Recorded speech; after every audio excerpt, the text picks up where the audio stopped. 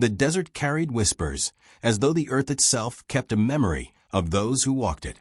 At dusk, when the horizon burned red like an open wound, a name lingered in the air of saloons and shadowed corners of towns. Laura, the blood hunter woman. Men spat her name as though it scorched their tongues. Mothers drew their children close, warning them not to stare should she pass. She was not spoken of as flesh and bone, but as a storm that could not be broken, a reminder of something untamed that frightened those who preferred their world chained and predictable.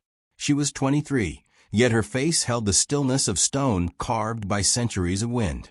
Dark braids swung against her back, and her eyes carried the sharp glint of obsidian. Her body bore scars that told of nights when she had been forced to fight rather than fall. She was Apache by blood, yet no longer embraced by her own. The settlers saw her as savage, her tribe called her changed, and she drifted between two worlds with no hearth to call her own. Those who dared approach her came with the arrogance of men who believed a woman could be subdued if cornered. One rancher once boasted he would make her his. His laughter ended in silence when her blade sliced through the leather strap he bound her with. He left with his pride shredded, and from then on, stories spread like wildfire. Laura was impossible to control. The cursed one, the untamable. Some called her a hunter of blood, others a widow of war, though the truth of her heart was quieter and far less cruel. She hunted only when survival demanded it. She walked alone because no hand had offered her gentleness without the weight of chains. In the solitude of the desert, her spirit remained restless. She would kneel by dying embers, the firelight flickering across her face, and whisper into the night as though speaking to a companion who could not answer. She carried herself with a grace that suggested strength, but when she lay beneath the endless spread of stars, she wondered if she was meant to walk this earth untouched, undesired, unloved. Loneliness was her only shadow, and even it sometimes felt too heavy to carry. On a day when the sun climbed high and painted the sky in merciless light, she came into the town of Harrow's Bend. Her boots pressed dust into the ground, her gaze steady, daring anyone to meet it. The chatter dimmed as she passed. Cards fell silent on wooden tables. The bartender lowered his eyes. All around her, fear pulsed like an unspoken prayer.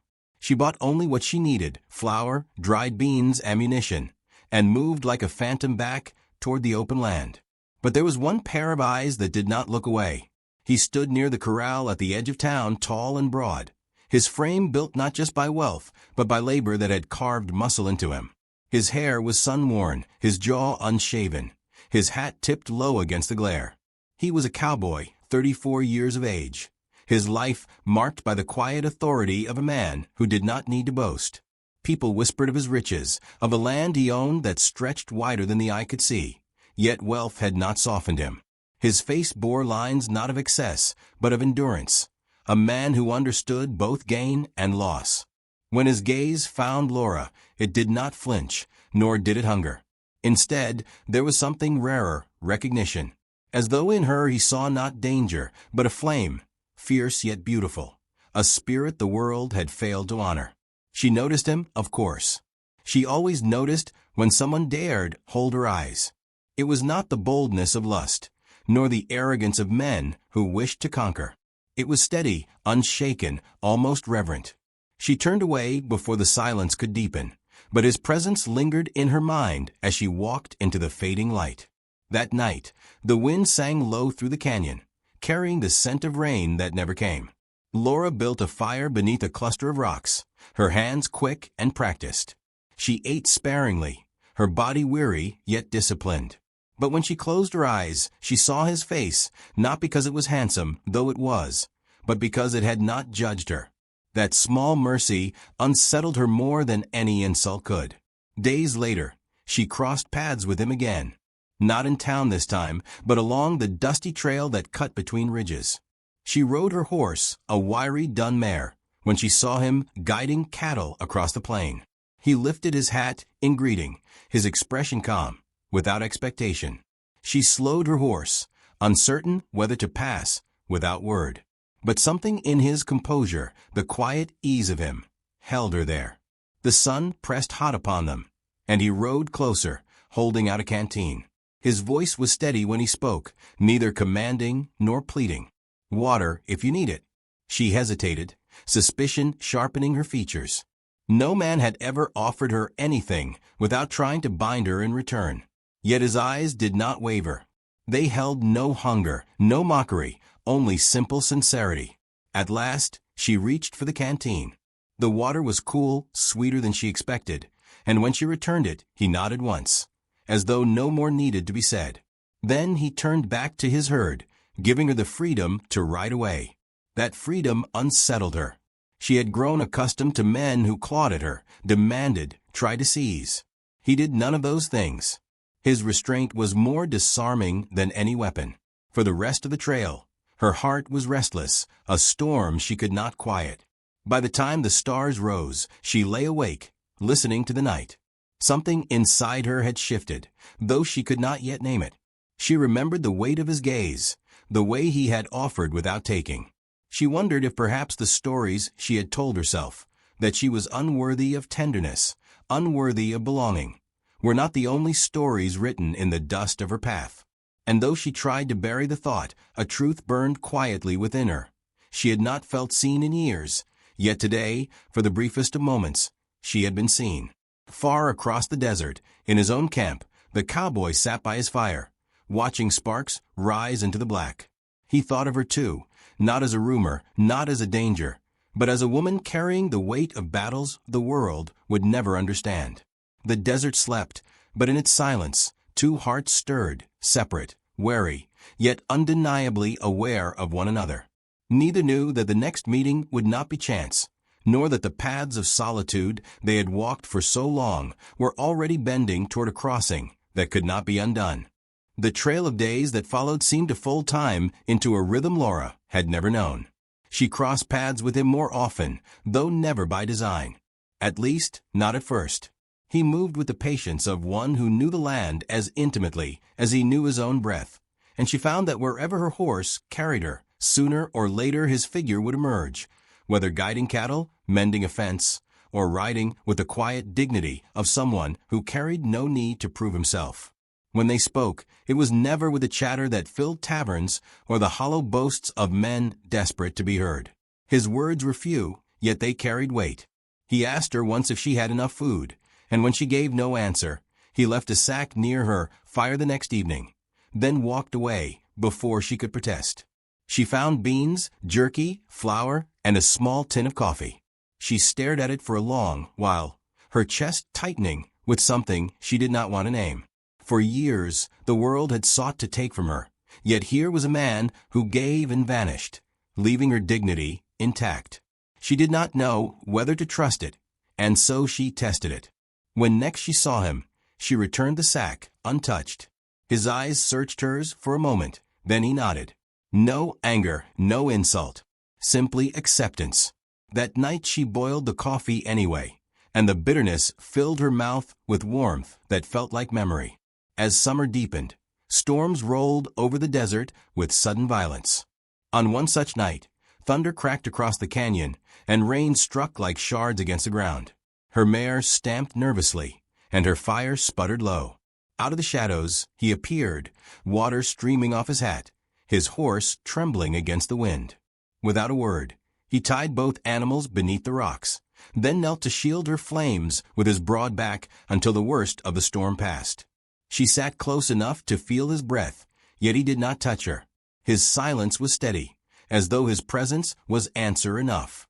When dawn broke, pale and wet, she realized she had slept, truly slept, for the first time in years. Her body surrendered to safety she did not understand.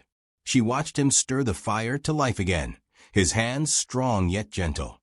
A thought crept into her heart, unbidden and frightening. Perhaps solitude had not been her only destiny. But the world was not kind to such fragile beginnings.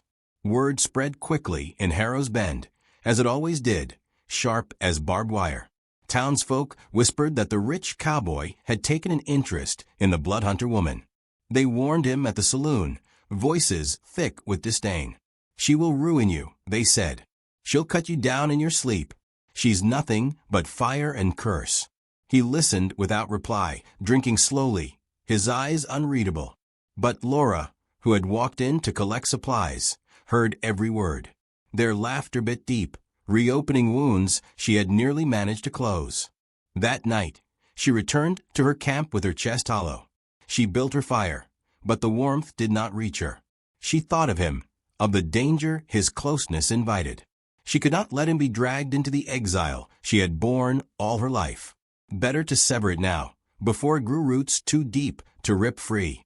When he found her the next day, she stood already mounted, her mare restless beneath her. "I cannot walk beside you," she said, her voice sharper than she intended. "The world will not allow it." His gaze did not falter. "Then let the world keep its distance," he answered. "I do not fear it." She shook her head, heat rising in her throat. "You do not understand.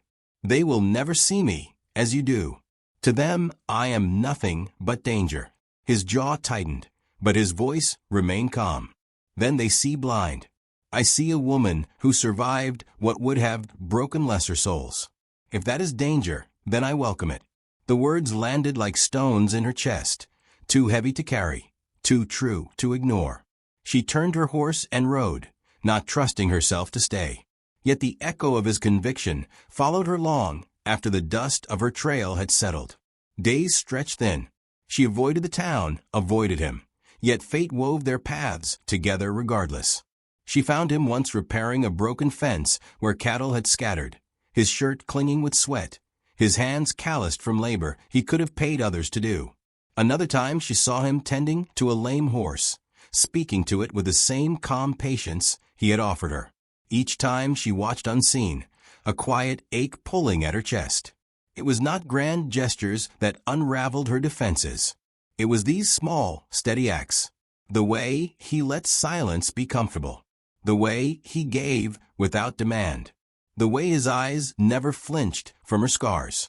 She began to wonder if perhaps his strength was not in how he might claim her, but in how he allowed her to remain whole. One evening, as twilight bruised the sky, she found herself standing at the edge of his land. He saw her from a distance, and though surprise flickered in his face, he did not move closer. He waited, as though letting her decide whether to step forward or retreat. She walked to him slowly, her heart hammering. "I am not easy to walk beside," she said quietly. He looked at her, his voice low and certain. "Then let me walk at your pace." Her throat tightened, and she turned her face away, for fear he might see how close she was to breaking. The silence stretched, thick with all she could not yet say. But the shift had already taken place. In the privacy of her heart, she admitted what she had long denied. She was no longer alone in the world, and that truth terrified her as much as it steadied her. The stars rose above them, and for the first time, she did not ride away. She stood beside him until the night grew cold, her breath mingling with his in the dark. Somewhere in the distance, coyotes sang, and though no words were spoken, something between them had been set alight, fragile and dangerous and impossible to ignore. She did not yet call it love, not aloud, but she knew that if she let it burn, it would change everything. The bond that had been born in silence grew with every passing day, though neither spoke of it directly. It lingered in glances, in the brush of footsteps beside one another, in the quiet recognition that two souls long denied belonging had found a place of rest. Yet the world beyond their circle was not blind, and whispers grew sharper, barbed with envy and suspicion. The men in Harrow's Bend had watched with restless unease, their pride bruised by the sight of a woman they could neither claim nor cast aside, finding companionship in the richest cowboy among them. They gathered one night beneath the lamplight of the saloon, their voices steeped in whiskey and bitterness. "She's a curse," one spat. "She'll bleed him dry," another sneered. "Better we rid the town of her, before she ruins us all." Their talk became a plan, and plans, when soaked in malice, move faster than the truth. By dawn, their scheme took shape.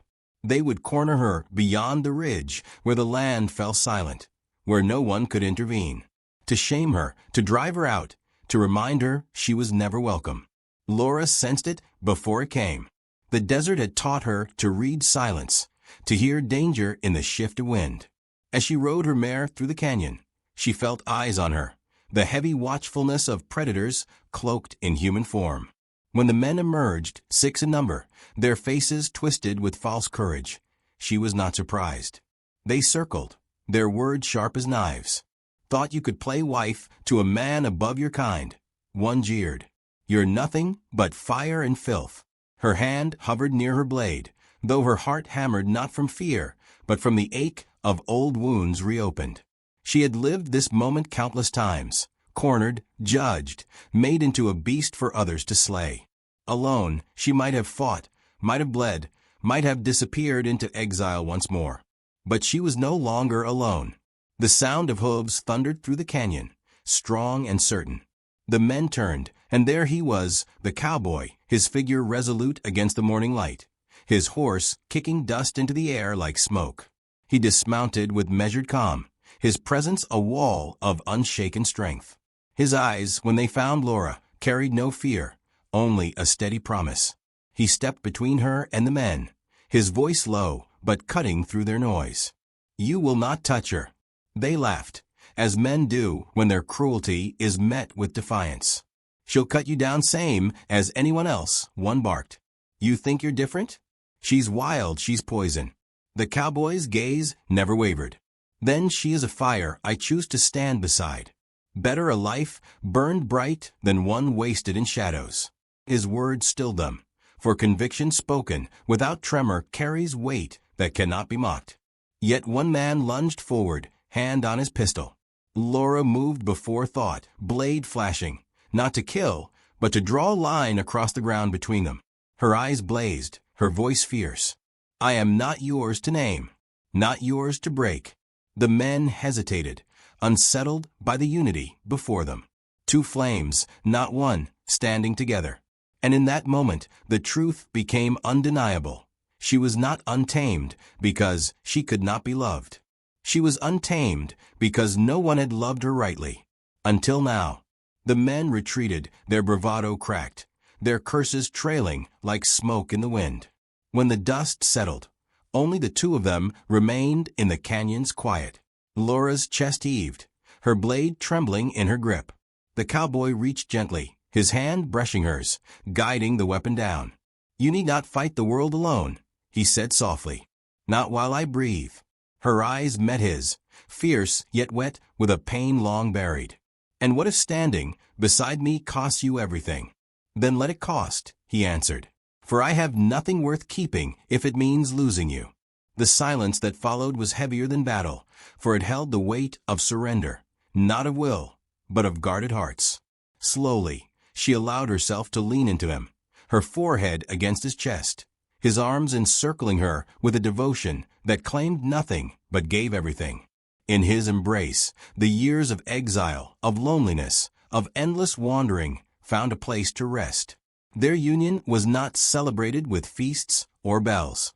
It was quiet, as all sacred things are. He brought her to his land, not as a possession, but as a partner.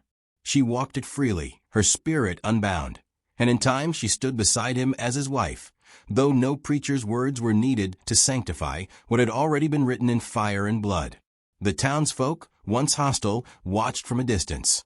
Some remained bitter, but others began to soften, seeing that love had not tamed her, only revealed her strength in a light they had refused to see.